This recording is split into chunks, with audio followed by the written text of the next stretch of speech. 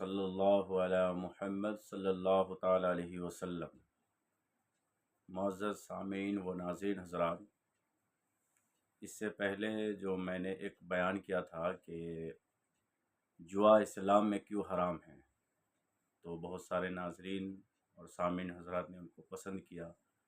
کہ ایسے بیان کی سماج میں آج ضرورت ہے،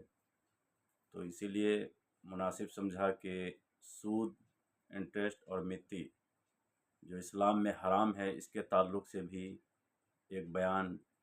رکھا جائے۔ تو اسی لیے آج اسی ٹاپک پہ بات ہوگی کہ اسلام میں سود جو ہے حرام کیوں ہے، جس کو انگلش میں انٹرسٹ کہا جاتا ہے یا مٹی کہا جاتا ہے، اور اس کو سود بھی کہتے ہیں۔ تو یہ اسلام میں حرام کیوں ہے؟ تو سب سے پہلے ہم قرآن کی آیت کی طرف آتے ہیں کہ سورہ بقرہ کی آیت نمبر 275 میں اللہ تبارک و تعالی ارشاد فرما رہا ہے، احل اللہ البیع وحرم الربا، کہ اللہ نے بیع کو، تجارت کو، بزنس کو حلال کیا ہے اور سود کو، مٹی کو، انٹرسٹ کو حرام کیا ہے۔ تو جب ایک مسلمان ہونے کے ناطے تو ان کے لیے اتنا ہی کافی ہے کہ جس چیز کو اللہ نے حرام قرار دے دیا ہے، ہم اس چیز کو ہم وہ کام کیسے کر سکتے ہیں جس کو اللہ نے حرام قرار دے دیا ہے۔ تو اللہ نے بزنس کو حلال کیا ہے، وہ ہم بزنس کریں، ہم کاروبار کریں، تجارت کریں، لیکن سود اور مٹی کو جو اللہ نے حرام کیا ہے، ہمارا اس سے کوئی واسطہ نہیں ہونی چاہیے۔ اب سب سے پہلے ہم یہ جانتے ہیں کہ سود کا ڈیفینیشن کیا ہے، سود کے جو ہے تعریف کیا ہے، تو سود کہتے کسے ہیں۔ تو اس بات کو اچھی طرح سے پہلے سمجھے کہ سود یہ اس زیادتی کا نام ہے جسے مالی معاملہ کرتے وقت شرط ٹھہرا لیا گیا ہو اور وہ زیادتی کسی شے کا بدلہ نہ ہو۔ جیسے آپ نے کسی کو 1,00,000 روپے دیا، آپ نے یہ شرط ٹھہرا لی کہ جب میں تم سے وہ پیسہ لوں گا، وہ 1,00,000 روپے لوں گا، تو میں تم سے 10,000 روپے بڑھ کے لوں گا۔ تو آپ 1,00,000 روپے ان کو دیے، آپ جو 10,000 روپے ان سے لے رہے ہیں، 1,10,000 روپے لے رہے ہیں، تو یہ 10,000 روپے کس کے بدلے میں لے رہے ہیں؟ یہ کسی چیز کا بدلہ نہیں ہے۔ آپ ان سے یوں ہی بڑھ کے لے رہے ہیں تو یہ کسی کا بدلہ نہیں ہے۔ تو اسی وجہ سے یہ 10,000 روپے یہ سود ہے، یہ انٹرسٹ ہے، یہ مٹی ہے، اور یہ حرام ہے 10,000 روپے جو آپ بڑھ کے لے رہے ہیں۔ تو اسی کو سود کہتے ہیں۔ سود اس زیادتی کا نام ہے جو مالی معاملہ کرتے وقت شرط ٹھہرا لیا گیا ہو اور وہ زیادتی کسی شے کا بدلہ نہ ہو۔ جیسے کوئی اگر کہے کہ بھئی کاروبار بھی، بزنس بھی تو ایک طرح کے اس میں بھی تو بڑھ کے لیا جاتا ہے، تو اس میں جو بڑھ کے لیا جاتا ہے، تو جیسے آپ نے کوئی 10 روپے میں کوئی سامان خرید کے لایا، اب اس کو 15 روپے میں بیچ رہے ہیں، تو یہ جو 5 روپے آپ بڑھ کے لے رہے ہیں تو کس کے بدلے میں رہے ہیں؟ وہ سامان کے بدلے میں لے رہے ہیں کہ آپ وہ سامان ان کو دے رہے ہیں، وہ سامان کے بدلے میں آپ 10 روپے میں خرید کے لائے تھے، 15 روپے میں آپ بیچ رہے ہیں، تو وہ بیچ میں سامان کے بدلے میں لیا جا رہا ہے۔ تو اسی وجہ سے یہ بزنس، یہ تجارت ایک الگ چیز ہے، اور یہ سود جو ہے جس میں کسی چیز کی، کسی شے کا بدلہ، کسی چیز کا وہ بدلہ نہیں ہے، یوں ہی اس کو فری میں لیا جا رہا ہے، بڑھ کے لیا جا رہا ہے، تو اسی وجہ سے یہ حرام ہے۔ تو عزیزان ملت اسلامیہ، تو یہ سود یہ حرام ہے۔ میرے نبی صلی اللہ تعالیٰ علیہ وسلم نے فرمایا ہے کہ میری امت پر ایک ایسا زمانہ آئے گا کہ لوگ حلال اور حرام کی جو ہے پرواہ نہیں کریں گے، حلال اور حرام کی تمیز کھو دیں گے۔ اور حضرت موسیٰ علیہ السلام ایک مرتبہ کوہ طور پہ جا رہے تھے، تو آپ نے دیکھا کہ ایک بندہ ہے جو رو رو کر، گر گرا کر اللہ کی بارگاہ میں دعا کر رہا ہے۔ تو حضرت موسیٰ علیہ السلام نے اللہ کی بارگاہ میں اس شخص کی سفارش کی کہ اللہ کی اس کی دعا کو قبول کر لے، تو اللہ تعالیٰ نے فرمایا کہ میں اس کی دعا کو ہرگز قبول نہیں کروں گا۔ اگر یہ دعا کرتے کرتے ان کے ہاتھ آسمان کو پہنچ جائے، یا پھر یہ رو رو کر مر جائے، پھر بھی اس کی دعا کو میں قبول نہیں کروں گا۔ میں اس کی دعا کو قبول کیسے کروں؟ اس لیے کہ اس کے بدن میں جو کپڑا ہے وہ حرام کی کمائی کا ہے، یہ جو ان کے پیٹ میں لقمہ ہے وہ حرام کا لقمہ ہے، یہ ان کا سارا جو ہے حرام کا ہے، تو میں اس کی دعا کو کیسے قبول کر سکتا ہوں؟ اب آتے ہیں کہ یہ اسلام میں جو سود انٹرسٹ جو حرام ہے، آخر کیوں حرام ہے؟ جیسے کہ میرا عنوان ہی وہی ہے۔ تو سود جو ہے حرام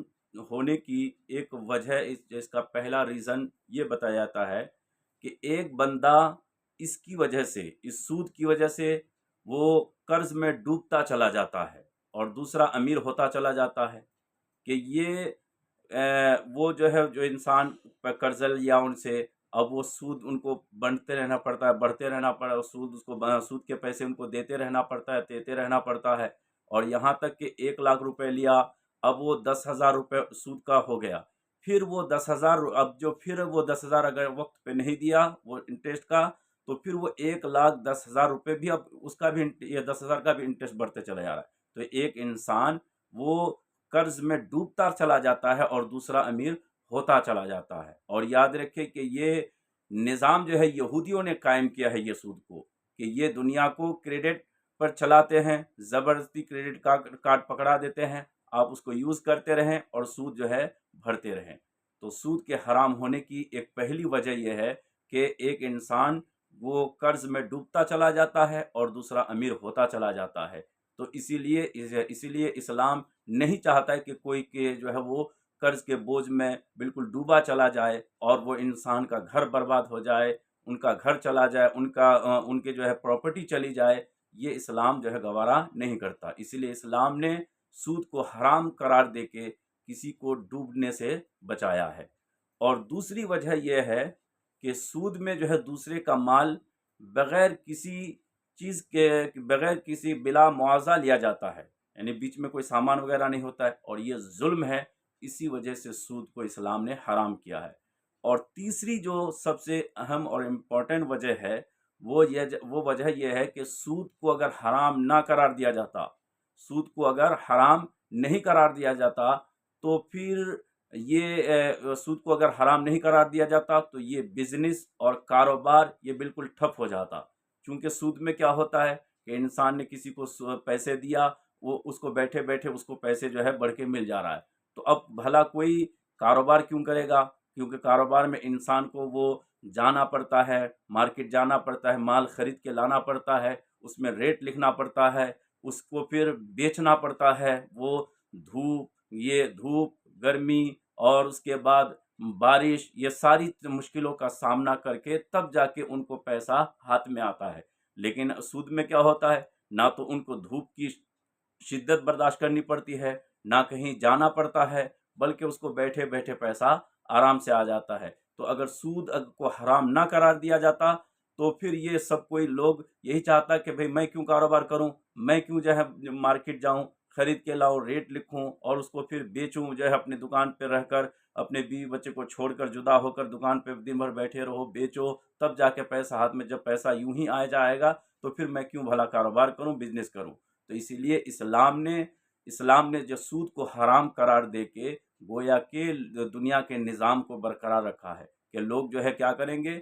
تاکہ لوگ جو ہے کاروبار کرے، محنت کرے، بزنس کرے، اور اگر بزنس اگر ٹھپ ہو جائے تو پھر جو ہے دنیا کا نظام درہم برہم ہو جائے گا، کیونکہ کوئی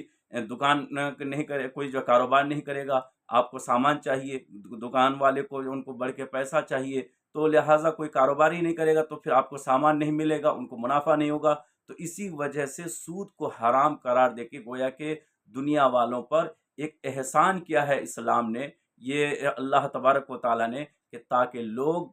دنیا کا نظام درہم برہم نہ ہو اور لوگ جو ہے سب کوئی جو ہے خوشی بخوشی زندگی گزارے۔ اور چوتھی وجہ یہ بھی ہے کہ سود خور جو ہے وہ قرض حسن دینا گوارا نہیں کرتا،